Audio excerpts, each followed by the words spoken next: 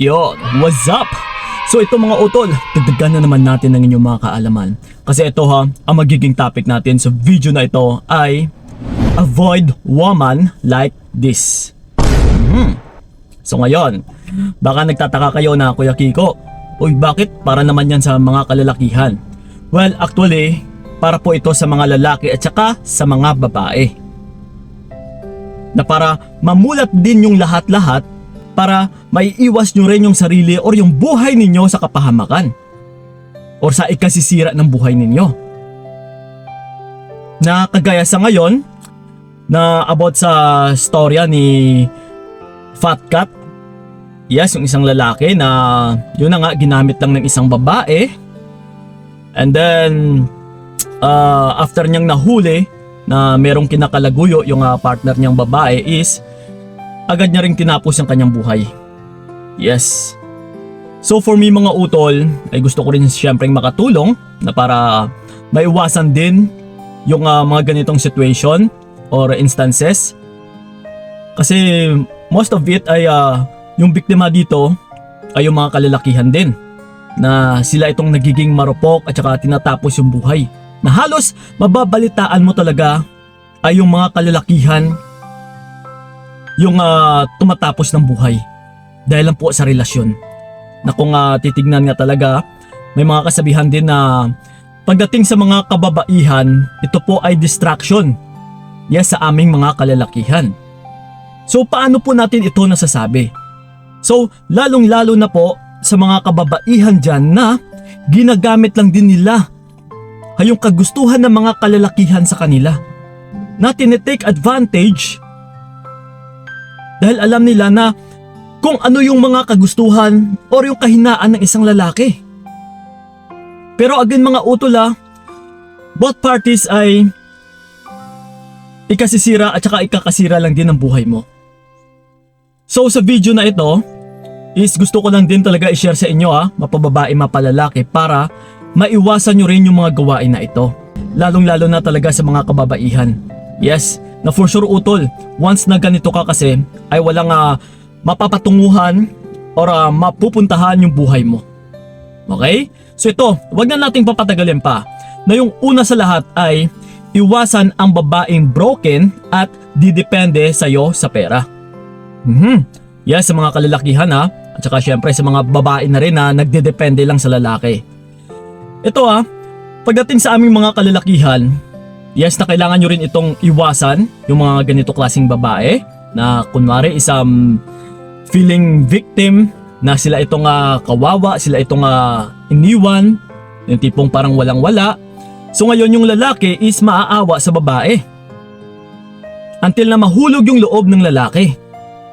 Na kunwari isang pinapakita ng babae na siya ngayon ay nadadown dahil nga broken hearted siya. And then sasabihin na walang wala ako sa ngayon, wala akong malapitan. Financially is walang wala din. So ngayon utol, kung ikaw na lalaki ay kumagat sa mga ganitong klaseng babae na sinalo mo lang, ay talagang masasaktan ka lang din balang araw. At saka ikaw lang din ma-stress dito sa ganitong klaseng babae. Okay? So yon. And then ito, yung pangalawa natin is iwasan ang babaeng nagger at hindi nakikinig. Yes. Honestly mga utol, based na rin sa experience ko, ay may ganito talaga klaseng babae. Yung nagger, yung hindi nakikinig, na kahit tinuturuan mo na ng tama is ayaw pa rin sundin. And then bigla na lang magagalit or lalong-lalo na yung mareklamo na babae. Well again mga utol once na ito yung mga klaseng babae yung tinanggap ninyo or pinasok ninyo sa buhay ninyo, trust me, talagang hindi ka mapapayapa sa buong buhay mo kapag ganitong klase na babae yung pinili mo. Yes. So again sa mga kababaihan, huwag kayong maging nagger at saka huwag kayong masyadong mareklamo. Yes, and then bigyan nyo rin ng time or ng chance na makinig sa mga partner ninyo. Lalong-lalo na sa kabutihan naman ninyo. Okay? So yon. And then ito, yung pangatlo natin is iwasan ang babaeng walang respeto sa iyo. Yes, of course. Kahit sa akin, once na hindi ako nire-respeto ng isang babae, ay talagang iniiwasan ko na. Kasi Yun talaga ang pinaka-goal ng isang lalaki pagdating sa relationship. Yung rerespetuhin siya ng isang babae. Yes, utol. Pera na lang kung yung lalaki is hindi rumirespeto din sa babae, talagang wala nang respetuhan. So pero wala na rin itong chance na ipagpatuloy pa yung relationship kung may ganito kayong situation. So again respeto po ang pinaka-importante sa bawat isa pagdating sa relationship. Okay, so yon. And then ito, yung pang-apat natin is iwasan ang babaeng maraming kaibigan na lalaki. Yes, kahit ako, iniwasan ko rin talaga yung mga babae na maraming kaibigan na mga lalaki. Kasi yung karamihan dyan sa mga lalaki na yan is naghihintay lang naman ng tsansa. Naghihintay lang naman ng butas. Yes, kung kailan sila pwedeng makalusot. Or naghihintay lang din sa babae. Again lalong-lalo na kapag ikaw na lalaki ay siloso. Dahil kapag yung partner mong babae is maraming kaibigan na lalaki, ay talagang puro selos lang yung aabutin mo sa partner mo na ito. Yes, utol.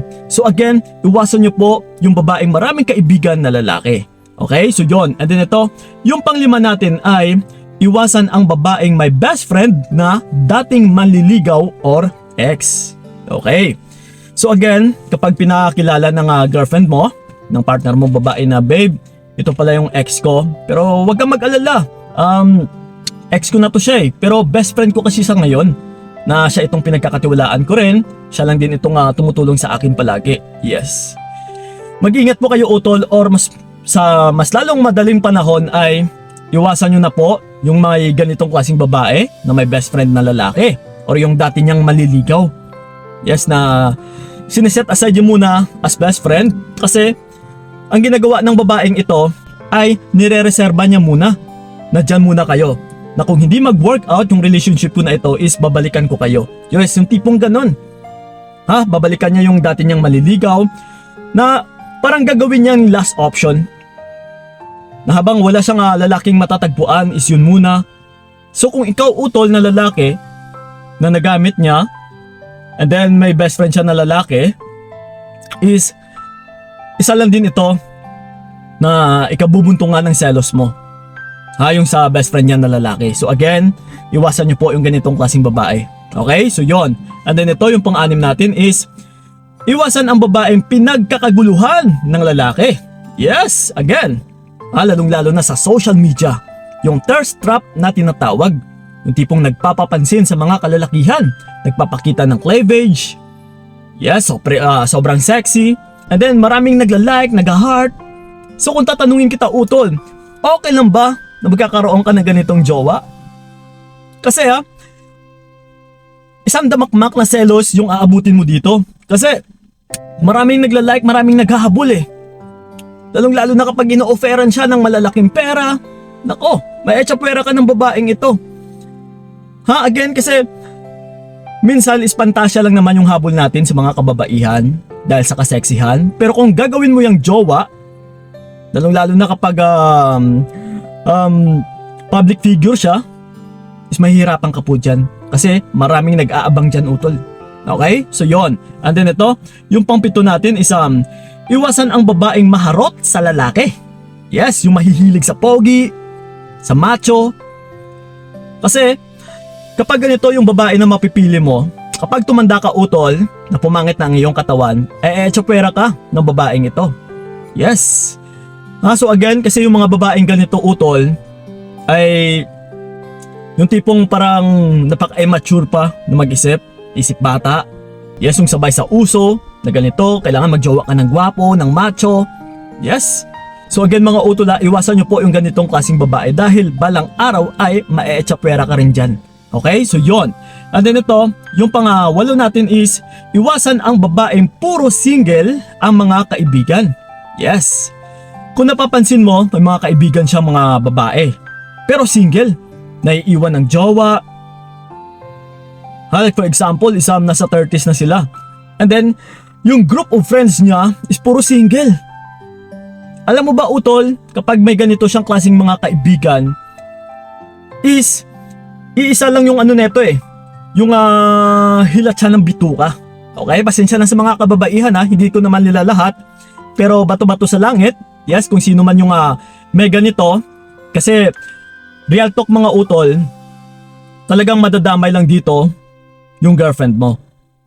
Dahil kapag puro single yung mga kaibigan niya is mga bitter to eh. Hana, sila na din itong gagawa ng istorya na para magiging single din yung kaibigan nila. Na para mag-aaway kayo ng girlfriend mo. Na sila itong magsusulsul na kung ano-ano pa dyan. Kasi syempre, maiinggit yan. Yung kaibigan nila is my boyfriend and then sila is wala, single. Nako po. Okay? So yon. And then ito, yung pangsyam natin is iwasan ang sobrang marupok na babae. Yes. Again, ito mga utol. For me, mas prefer ko talaga yung mga babae na mas matatag or high value compare sa mga marurupok. Dahil kapag marurupok utol, sila lang din ito yung tipo na or klase ng mga babae na madali lang makuha dahil sa karupukan. Na babe, pasensya na. Ang hina ko kasi. Yes, na manipula niya ako. Yung tipong rason kapag after niyang makagawa ng kasalanan, naging marupok lang ako. So kapag ganito utol if I were you, iwasan mo po yung ganitong klaseng babae. And then sa mga kababaihan din dyan, yes. That's why paulit-ulit ko po pinapayo na magpakatatag kayo. Dahil yun din po yung hinahabol-habol ng isang lalaki. Yung matatag na babae. Okay? So yun. And then ito, yung panghuli natin is, iwasan ang babaeng Haponesa ang name sa social media. Or di kaya isang parang Chinese ba yon? Chinese character? Hindi pong parang hindi mo mababasa. Kasi yung may mga ganitong klaseng pangalan sa social media is sila po itong mga babae na maraming iniiwasan. Baka maraming jowa. Yes, para hindi ma-search. Baka malay natin maraming utang to. Yes, again mga utol kasi ako na-experience ko rin to dati. Na sinubukan ko yung ganitong klaseng babae. So yun na nga, isang napagtanto ko na kapag ganito pala is mga sinungaling, marami talagang tinatago.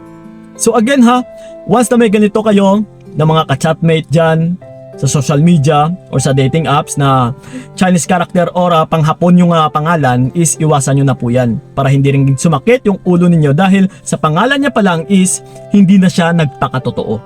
Okay? So yun lang po mga utol. So again, yes, lalong lalo na kay Fatcat na marami din talagang mga babae na maluloko. So please lang sa mga kababaihan natin dyan, gumawa kayo ng tama dahil ikasisira lang din yan ng buhay ninyo. Kagaya neto, kayo din mismo ay may sinirang buhay dahil sa kalokohang pinaggagawa ninyo. Okay? So again both parties din naman, mapababae, mapalalaki, gumawa lang po tayo sa tama or ng tama pagdating sa relationship para hindi tayo kakarmahin. So yun lang po, maraming salamat talaga. So ingat kayo. God bless and babush! Binigay ko lahat para wala kang masabi. Kaya